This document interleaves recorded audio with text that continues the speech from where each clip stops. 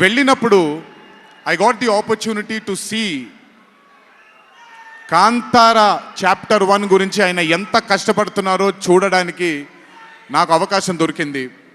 నిజంగా చెప్తున్నాను, it is not easy to make Kantara chapter 1.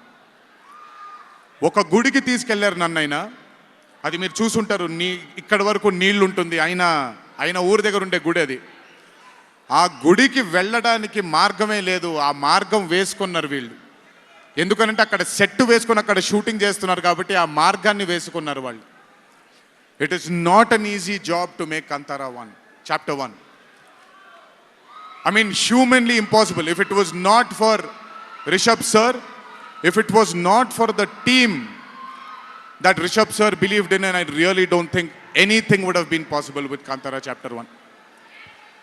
And backed with his amazing dream was his wife itself, Pragati Garu, who helped him.